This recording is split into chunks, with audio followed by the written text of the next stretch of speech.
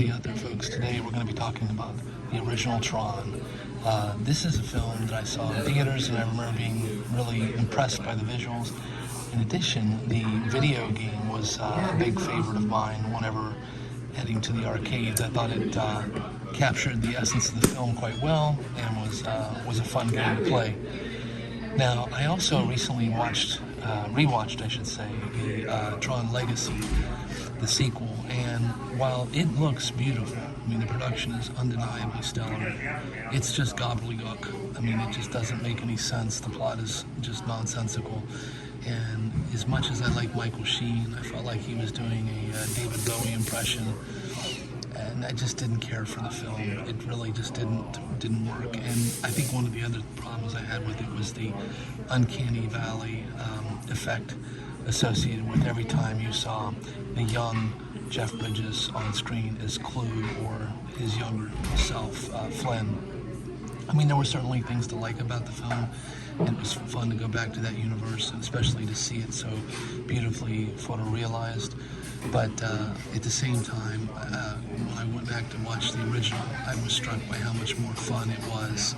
I mean, the original still has problems. One of the main problems I had is that the movie is called Tron, and yet it seems to be more about Flynn and Clue than Tron. And I also think that the physical distinction between Clue and Tron was hardly noticeable, especially in their blue outfits. And that was a problem, because as you're watching the movie, you're thinking, okay, who is this now? This is Clue, and what does he do?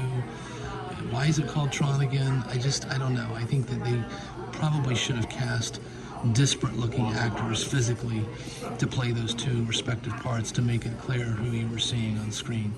But there's no denying that the visual effects on this were truly groundbreaking. I think that, you know, it's a movie that absolutely is worth a rewatch, just by virtue of how interesting it is. I mean, this was one of the first, you know, truly computer effects heavy films ever made. And it's funny when you see the Master Control Program in his visage, the face, it reminds me of the Lawnmower Man, which of course is not a good movie, but I remembered at the time, I have to confess, I sort of liked it, but it has not aged well. And while I think the original Tron isn't a great movie, I just think visually and aesthetically, and as a piece of science fiction cinema, it's rightly held up as one of the most influential ever released. And I still had fun in it. I think it's a more enjoyable film to watch than Tron Legacy. It doesn't seem to take itself as seriously.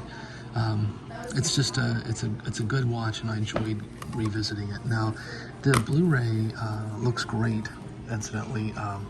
Both the original classic and Tron Legacy, for that matter. The Blu-rays look fantastic, and that's a kind of an exception rather than a norm with Disney. I feel like Disney doesn't normally do a great job with their physical media, but I think in this instance they've really shown some care when they put these transfers together. So bravo to that team that was involved with that. And but again, I would just say that if you're going to go back and watch a Tron movie, go to the original. I think you'll have more fun watching it, and it's an enjoyable time and an undeniably important piece of science fiction cinema. The sequel is beautiful. I'm sure, you know, the people, the production team behind that film deserve kudos as well. It's an incredible looking movie, but it's just not a good film. I'm sorry to say. So on that note, please take care out there, everyone. Stay safe, be kind, and keep watching cinema.